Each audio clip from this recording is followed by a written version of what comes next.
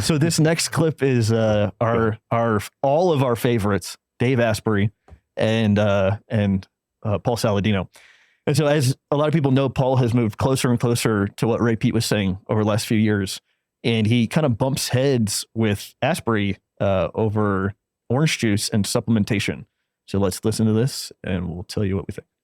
Podcast a couple of times. The Ray Peat community is actually quite excited about fructose, and I love those guys. Even back 20 years ago when I ran the anti-aging nonprofit group in Silicon Valley, we talk about Ray Peat, but I mean, this is a guy who will tell you cottage cheese and a can of Coke is a great breakfast. I mean, like it's like there's interesting thinking, and then there's like, what the hell? And if you try that stuff, I see people kind of go down the rat hole there. It feels like a little bit orthorexic, but his idea of mitochondria being important is absolutely true. Their idea of I have to make sure I get enough fructose every day to be healthy. Man, I have a hard time. They think that Georgie's pointed out some interesting stuff to me about benefits of fructose involving, kind of helping to balance phosphate in the human diet. They pointed out the importance of the calcium phosphorus ratio, which is something that I don't think a lot of people think about. We're eating meat without getting enough calcium from milk. That appears to affect things negatively. You can check your parathyroid hormone if you're not sure if you're getting enough calcium. But I'll talk more in the next podcast next week, guys, with Georgie about the calcium phosphorus ratio. But fructose does seem to have benefits from a phosphorus perspective in the human diet. And I think that's a cool idea. Yeah, I'll just say this. When Ray recommends Coke and cottage cheese, I think like, well, I'm not going to drink Coke, but he's recommending like a Mexican Coke that has sucrose and not high fructose corn syrup. I don't think Coke is great because of the caramel color. And Ray, the Ray Peat folks have also pointed out, the importance of being aware of caramel color. But I think that they're one of the things that I think that they would say that like this is something that anyone could do anywhere in the world, and that they are not afraid of sucrose, which is something that, again, I've talked with Georgie about. And I don't see the point in consuming sucrose because then you're getting calories with no micronutrients. I'd rather get. Oh, come on. You just dropped into the Andy world right there. It doesn't matter. You're not getting micronutrients from brown sugar or from honey. There's not meaningful amounts of them in there, Paul. You're getting sugar. It's for fuel. If you want micronutrients, take a fucking vitamin or eat some liver. Come on. Well, I'm thinking like fruit juice, Dave, like orange juice, right? I'm going to get there's so much vitamin C in there. Thiamine. Boy. There's a good amount of thiamine in orange juice and other nutrients. Compared to the thiamine that I took, in fact, the benfotiamine that I took this morning, the fast soluble form that works way better, that had hundreds of times more than your stupid orange juice. Yeah, Paul. Oh, man. Why not get it from food, Dave? I'm just trolling you right now. I know you are. You're super trolling me. Okay, we'll cut it off right there. That's about as much as I can take. Okay, so much to unpack there. So one, kudos to Paul for actually laying out valuable talking points. But Dave seems like he's irritated that somebody's interrupting him speaking, and he likes the sound of his own voice. So what do you guys think about that whole thing? Yeah, that was just like really rude. It was like really uncomfortable. Like Paul had to like kind of just let Dave dig at him and then like be polite about it. Well, the thing that is really striking to me is that when I went to Ancestral Health Symposium in 2011, and my buddy had drove me there, and he was like, "Don't you know who the Bulletproof executive is?" And I was like, "I have no clue who that is." And that was Dave, and he was talking about his coffee pretty early on. And, but then I remember becoming aware of his blog and him writing lots about fructose, and maybe circa 2012, people were commenting saying, "Hey, you're wrong about fructose. This Ray Peat has this point of view." And he's had a very long time to get acquainted with at least kind of like the bare bones of what Ray has been saying for all this time. And it really doesn't seem like Dave is even remotely familiar with it. And, so again, as a, health person, I guess, that is extremely popular, it's probably good to do your due diligence about other perspectives and to at least steelman them before torpedoing them down or saying that your like supplements are better than the natural foods. And I don't even think that's a legit comparison. It's absolutely laughable that you could compare a supplement to a natural food in my estimation. But I don't know. What else do you guys think? I read a tweet couple months ago, and the guy said Ray Peat essentially has a trucker diet. It's aspirin, cigarettes, and Pepsi. And I was laughing. I was like, is that how far that this has gone, where people don't even attempt to like read or listen to anything that he actually said? Well, that's easier than trying to figure it out, I guess. Yeah, I mean, that was something that I had said. It was like, people say that, being to Ray Pete is this huge trend, but what the real trend is criticizing what he had to say without actually reading it.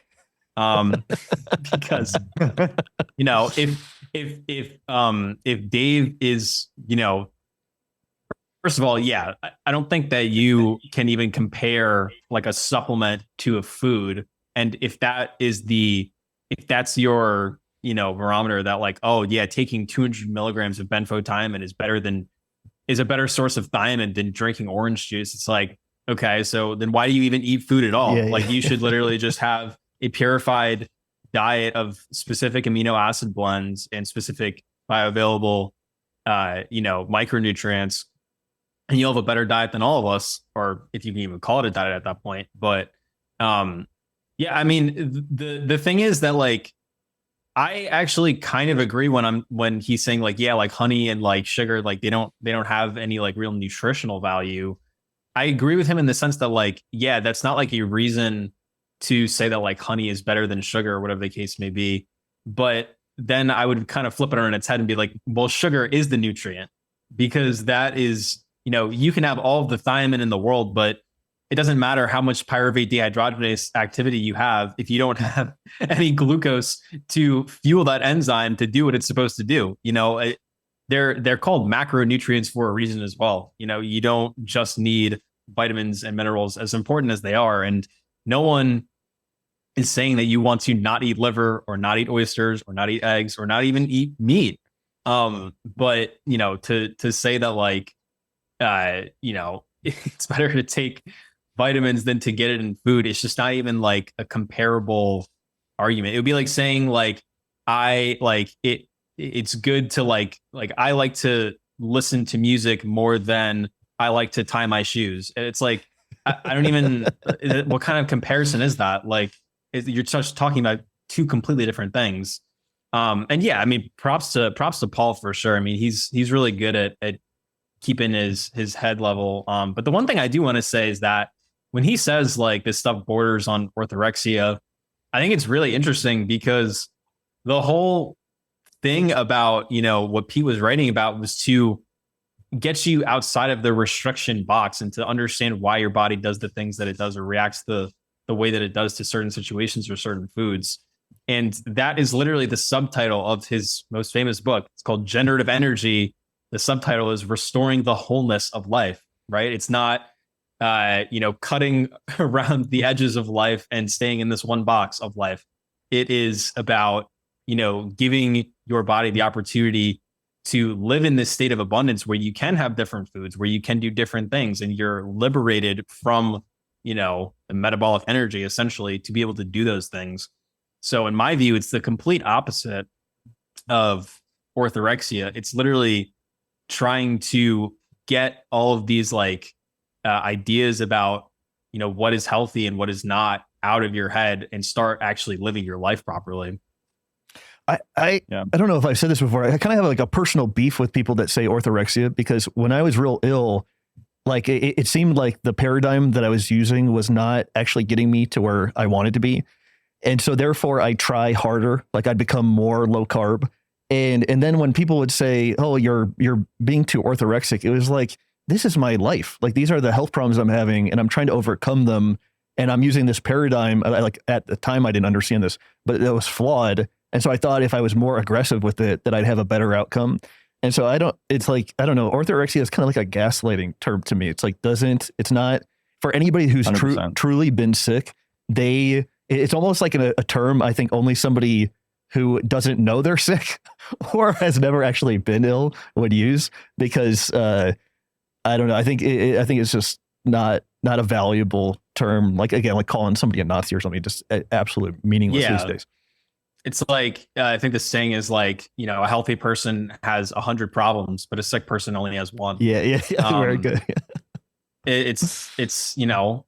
But I completely agree, and that's why people turn to these type of things, because when you're in the state of, constant anxiety or constant lethargy or not being able to eat or not being able to do the things that you want to be able to do, like you are going to become obsessive over it, because it's your life. If you're not going to obsess about getting a better quality of life, then what should you be obsessing about? The new Marvel movie. People that, well, there you have it. So I guess it all kind of comes full circle there, but yeah, I completely agree. Yeah. Go ahead, Jay. I was going to come back to Dave's incredibly weak argument about the nutrients here. His trolling. And just come back to the idea that as you said, it's true that honey and sugar don't have many nutrients, but also like, what is the biggest source of Dave's calories? Let's talk bulletproof coffee. Like, how many nutrients are in there, right? Like in your MCT oil and coffee. Coconut and butter. Right. And butter, which has like a tiny bit of vitamin A. And also, if you're going to be taking supplements to get all your nutrients, then it's fine to have pure, cane sugar versus MCT oil. Both are nutrient poor. There's no issue with either of those. You're not going to get your thiamine from meat either. His whole premise here is obviously ridiculous, which is why he has to do it under this guise of trolling, because he doesn't actually have any legitimate argument and, looks at the repeat diet as the trucker diet. And so, what? It's just weak and he's the only thing is that he's just like, and this is the problem with all these types of arguments online, is Paul is saying one thing and then Dave is just changing the frame of the argument. And so Paul is saying like, you want to have some carbohydrate and these sources are good. And then Dave is making it about nutrients. And then it's like, well, if the frame then becomes, well, most important thing is nutrients, then like from that context, yeah, sure. Benfotiamine as a thiamine source is going to give you a higher amount and maybe more bioavailable than food. Fine. But again, like there's no argument being made that you can't use supplements, and there's no argument being made that you have to only eat oranges to get your thiamine intake. Like the argument from the entire Pete perspective is about having a nutrient dense diet with the correct amount of macronutrients and things that work for your body and whatnot, and then go from there. It's not to like only have sugar at the expense of everything else. And the arguments always devolve into this garbage context of you either have to have this or that, instead of understanding like this is an entire context that's being built out, and it's about figuring out how to create these things and work with them for yourself, like use your own knowledge. And I think that ties in with the orthorexia stuff, because I remember there's a lot of people who would get on me, like family members, about how I was eating and what I was doing and all this type of stuff. And it's like, what is more intelligent than trying to figure out through your own personal experiences and knowledge what works for you? Like, why would you not want to do that? If you find out that this particular food is giving you this series of symptoms and problems, and you eliminate it and it drastically solves that, and now your quality of life is better, what is the argument against that? Like, please, somebody give me a strong logical argument against taking things into your own hands and solving your own problems, and then strategically figuring out ways around that problem. Like, for example, for me, I don't tolerate dairy very well, but I do understand the importance of calcium and phosphorus. So am I orthorexic because I don't have that much dairy in my diet? Am I at risk of these micronutrient problems, according to the Rolling Stones article, because I minimize polyunsaturated fats because of the known problems that they discuss in the literature? It's like, to make an argument against that is foolish. The idea here is to use principles to guide your decisions and your personal experiences, your perceive, think, act, to create a system or to create a lifestyle or some type of setup that works for you, so you can overcome your challenges, your problems, or whatever the deal is. And all of these other counter arguments to this type of stuff, or straw manning it, or talking about orthorexia or everything in moderation garbage, it's like almost inactivating for people. I'm not going to give you any tools to solve your problem. I'm just going to tell you that what you're doing is dumb or doesn't work, or you have a psychological problem or this or that. And for me, it's like one of the things that actually triggers me the worst, because when I was in my worst state and I hear, oh, everything in moderation, it's like, well, what's moderation? Like, what's a moderate amount of polyunsaturated fats? Is it less than 4 grams for 2,000 calories, or is it 20 grams per day of omega-6? Like, it's such an arbitrary thing to discuss. So the question is not everything in moderation or orthorexia. Is what is your outcome? What is your goal? What are the principles? How are things working? How are you thinking about things? And then within those contexts, what makes sense? Like, if you want to live a long time, minimize chronic disease, and improve your ability to oxidize glucose and whatnot, number one, you're going to have glucose. And you're going to have glucose. You're going to have thiamine, and you're probably not going to have a high amount of polyunsaturated fatty acids. It's like that. This is not orthorexia. This is intelligent, strategic thinking. This is what you want to be doing, instead of just, taking your SSRI and like, yeah, whatever. I'll just have this. I'll just have these, my Chipotle cooked in rice bran oil. I'm fine with that. Don't worry about it. It's probably completely fine. That guy at Harvard said it was cool. And then the people, they still have like so many people, I don't know, normies that'll say you're orthorexic or why are you doing all this stuff? And they're like, yeah, I just wish I could lose weight, or like, I wish I wasn't so tired throughout the day. It's like, I don't know how to help you. Yeah, they have like suicidal fatigue, and I mean that's the trope of people not wanting you to change. You're saying, hey, I'm going to do this, I'm going to do that, and if they feel stuck or something, that must be a serotonergic type of behavior or something of not wanting people to get better than you or something. Yeah, they literally, like, I feel like the way society structures things for people is it like completely inactivates people's ability to rely on their own experiences, right? It's like, God forbid you don't use the hierarchy of evidence, and it's every decision you make. Like, if I want to tie my shoe, like the best way to do it, I need a meta-analysis. Like, that's exactly what I need to do this, instead of like, let me take my own personal experience and let me work with that. But no, we just need this. So it sets people up. They don't have self-responsibility. They don't have self-reliability. And inside the health journey, if you don't take responsibility for yourself, you are very unlikely to get better.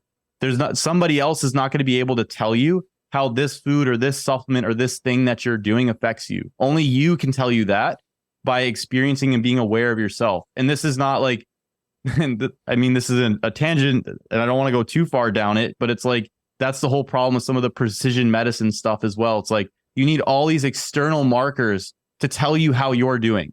You need a stool test every day, and you need your HRV, and you need your CGM and all this type of stuff. And like, don't listen to how you feel. Like, these things will tell you. This expert will interpret that and tell you what's going on. And then that's where you get in these weird things. Like, I think in that video, Dave and Paul were going back and forth about lab values and stuff.